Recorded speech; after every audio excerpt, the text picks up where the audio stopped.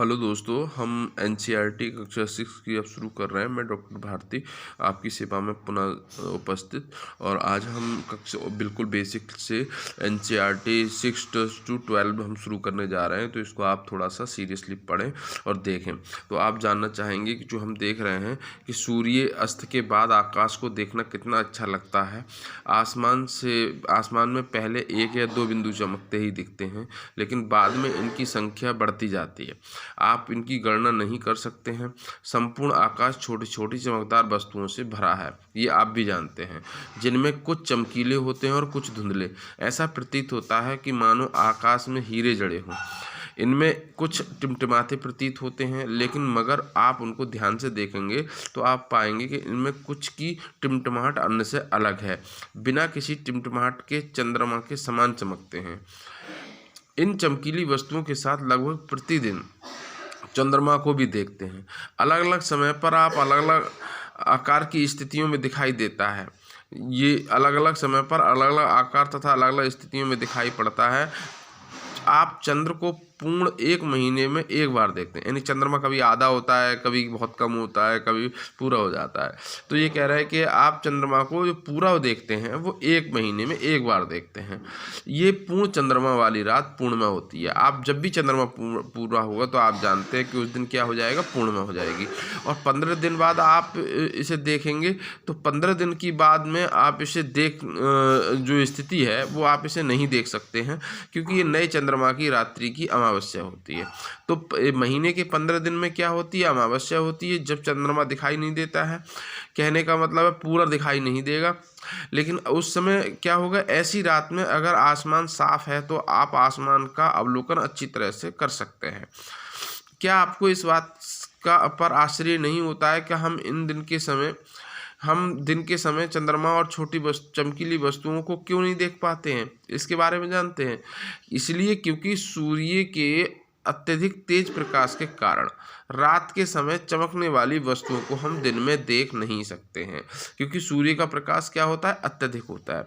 सूर्य, चंद्रमा तथा सभी वस्तुएं जो रात के समय आसमान में चमकती हैं खगोलीय पिंड कहलाती हैं। याद रहे, सूर्य, चंद्रमा, सभी वस्तुएं जो रात के समय आसमान में चमकती हैं वो क्या कहलाती हैं, खगोलीय पिंड कहलाती हैं। इस खगोलीय पिंड के बारे में, ये खगोलीय पिंड बड़े आकार तथा गर्म होते हैं। क्वेश्चन बन जाता है कि खगोलीय पिंड किस प्रकार के होते हैं, तो बड़े आकार के होते हैं और गर्म होते हैं। ये गैसों से बने होते हैं। इनके पास अपनी ऊष्मा तथा प्रकाश होता है, जिसे वे बहुत बड़ी मात्रा में उत्सर्जित करते हैं। इन खगोलीय पिंडों को तारा भी कहते हैं, जैसे सूर्य एक तारा है। और सूर्य फिर जब आकाशीय पिंड है तो इसमें यह भी देखना पड़ेगा कि सूर्य में गैस है। आओ कुछ करके सीखते हैं। यहाँ पर भी सब देख लीजिए, थोड़ा प्रैक्टिकली है। अगर आप इसको समझना चाहते हैं तो ये भी थोड़ा सा बेस्ट लगेगा। कागज़ के मध्य में टॉर्च को आपको आवश्यकता होगी कि एक टॉर्च, एक सादा कागज़ और पेंसिल, एक सुई। कागज़ के मध्य टॉर्च का एक इस प्रकार रखें कि उसका कांच कागज़ से हटा कर रखें, मतलब चिपका दें कागज़। अब टॉर्च के कांच के चारों ओर एक वृत्त खींच दें। कांच के वृत्त के क्षेत्र में सुई से छोटे छोटे छेद कर दें। अब कागज के छिद्रित वृत्तीय भाग को कागज के सामने रखकर टॉर्च के चारों ओर कागज को लपेटकर रबर बैंड लगा दें। ध्यान रखें, टॉर्च को स्विच कागज के बाहर रखें। अंधेरे कमरे में एक सादी दीवार की ओर मुंह करके टॉर्च को लेकर दूरी पर खड़े हो जाएं। दूसरी सभी बत्तियों को बुझा दें। टॉर्च की रोशनी को दीवार पर डालें। आप दीवार पर प्रकाश के अनेक छोटे बिंदुओं को देखेंगे, बिल्कुल वैसे दिखेंगे जैसे रात में आसमान के तारे चमकते हैं। अब कमरे की सभी बत्तियों को जला दें तो वो बिंदु क्या हो जाएंगे, अदृश्य हो जाएंगे। प्रकाश में के सभी बिंदु क्या हो जाएंगे, समाप्त हो जाएंगे। आप इसी की तुलना उस अवस्था से कर सकते हैं जब रात्रि के समय आसमान में चमकने वाले तथा सूर्य उदय के बाद अदृश्य हो जाते हैं। बात आपने समझ ली होगी ये क्या कहना चाहते हैं। अब हम चलते हैं नेक्स्ट पेज पर। तो इसमें नेक्स्ट पेज में हमने जो देखा है उसमें भी समझ लेते हैं।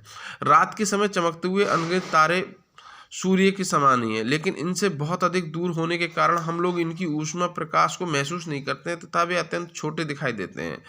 अपने आपने अवश्य ध्यान दिया होगा कि कुछ दूरी पर देखने पर सभी वस्तुएं छोटी दिखाई पड़ती हैं। अत्यधिक ऊंचाई पर उड़ रहा हवाई जहाज कितना छोटा दिखाई देता है, और जबकि जमीन पर देखते हैं तो बड़ा होता है। रात्रि में आसमान की ओर देखते समय तारों के विभिन्न समूह द्वारा बनाई गई विविध आकृतियों को देख सकते हैं। जो जो रात्रि में आसमान की ओर देखते समय तारों के विभिन्न समूह द्वारा बनाई गई विविध आकृतियों को देख सकते हैं, ये नक्षत्र मंडल कहलाता है। क्वेश्चन आपसे पूछा जाएगा नक्षत्र मंडल क्या है। तो नक्षत्र मंडल जो है कि रात्रि में जो आपको दिखाई दे रही हैं विभिन्न प्रकार के जो समूह है तारों के, उनको हम नक्षत्र मंडल कहेंगे। आर्सा मेजर, बिग वियर इसी प्रकार के नक्षत्र मंडल है। अब आप देखिए नक्षत्र मंडल के भी इन्होंने प्रकार बताया, आर्सा मेजर या बिग वियर बहुत आसानी से पहचान में आने वाला नक्षत्र मंडल है। सप्तऋषि, ऋषि संत 7 तारों का समूह है जो कि नक्षत्र मंडल अर्सा मेजर का भाग है। क्वेश्चन पूछा जाएगा सप्तऋषि कौन से नक्षत्र मंडल का भाग है, तो आप बता देंगे कि सप्तऋषि जो है अर्सा मेजर का भाग है। अपने परिवार या पड़ोस में किसी बड़े व्यक्ति से कहिए कि वह आपको आसमान में और अधिक तारों, ग्रहों तथा नक्षत्र मंडल को दिखाए। प्राचीन समय में लोग रात्रि की दिशा में निर्धारण तारों की सहायता से करते थे। कैसे करते थे? जैसे कभी कोई व्यक्ति खेत में पानी लगा रहा है या कहीं कुछ कर रहा है, उसे रात में मतलब दिशा निर्धारित नहीं हो रही है, तो उस दिशा को निर्धारित करने के लिए उत्तरी तारा उत्तर दिशा को बताता था। इसे ध्रुव तारा भी कहा जाता है। तो इस आसमान में हमेशा एक स्थान पर रहता है। हम सप्तऋषि की सहायता से ध्रुव तारे की स्थिति को जान सकते हैं। और आप देखेंगे जो चित्र में अभी दिखाया है, अभी दिखाएंगे आपको, ये चित्र देख लीजिए, दिखा रहे हैं सप्तऋषि और ध्रुव तारा ऊपर सामने दिखा रहा है। ये लड़की की आंख से है, संकेतिक तारे हैं, ये सब आप देख रहे हैं। फिर भी मैं आपको बता दे रहा हूँ, प्राचीन समय में लोग इस तरीके से देखते थे। तो आप देखेंगे सप्तऋषि मंडल को संकेतिक तारों के आपस में मिलाते हुए एक काल्पनिक रेखा खींची जाए, उसे आगे और बढ़ाया जाए, ये ध्रुव तारे की ओर इंगित करेगी। कुछ खगोलीय पिंडों में अपना प्रकाश ऊष्मा नहीं होती है, वे तारों के प्रकाश से प्रकाशित होते हैं, ऐसे पिंड ग्रह कहलाते हैं। कुछ खगोलीय पिंडों में अपना प्रकाश और ऊष्मा नहीं होती है, वे तारों के प्रकाश से ही प्रकाशित होते हैं, ऐसे पिंड क्या कहलाते हैं? ग्रह कहलाते हैं। ग्रह जिसे अंग्रेजी में प्लेटनेट्स कहते हैं, ग्रीक भाषा के प्लेटनेट शब्द से बना है। क्वेश्चन पूछा जाता है कि ग्रीक भाषा में प्लेटनेट्स शब्द जो है वो किससे बना है, तो जिसका अर्थ होता है परिभ्रमक, अर्थात चारों ओर घूमने वाला। पृथ्वी जिस पर हम रहते हैं ये एक ग्रह है, ये अपने संपूर्ण प्रकाश एवं ऊष्मा सूर्य से प्राप्त करती है, जो पृथ्वी के सबसे नज़दीक तारा है। पृथ्वी को बहुत अधिक दूरी जैसे चंद्रमा से देखने पर या चंद्रमा की तरह चमकती हुई दिखाई देती प्रतीत होती होगी अगर दूर से देखेंगे वहाँ से। तो ये था आपका ये स्थिति। अब आप देख लीजिए डायग्राम स्टेटस को फॉरवर्ड भी करते हैं, डायग्राम भी हमने आपको दिखा दिया है कि इसमें बहुत सारे ग्रह हैं, तो इसको भी आप देखेंगे तो इसमें आपने बहुत सारी चीज़ें आपको दिखाई दे रही हैं।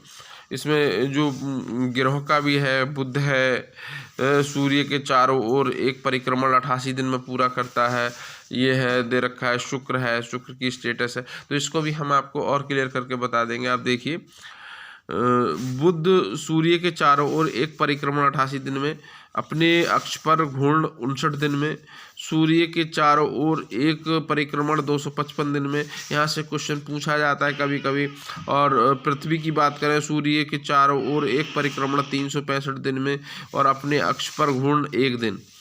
चंद्रमा की संख्या 1, सूर्य के चारों ओर एक और सूर्य के चारों ओर परिक्रमण 687 दिन में और अपने अक्ष पर घूर्ण 1 दिन में।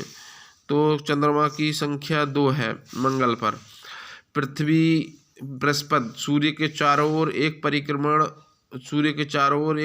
11 साल 11 दिन 11 महीने, लगभग 12 साल मान के चलिए। अपने अक्ष पर घूर्ण 9 घंटे 56 मिनट। चंद्रमा की संख्या यहाँ पर अगर आप देखेंगे, यानी बृहस्पति पर बात कर रहा हूँ, लगभग 53। सूर्य के चारों ओर एक परिक्रमण 29 दिन है और 5 महीने 29 वर्ष 5 महीने। अपने अक्ष पर घूर्ण 10 घंटे 40 मिनट।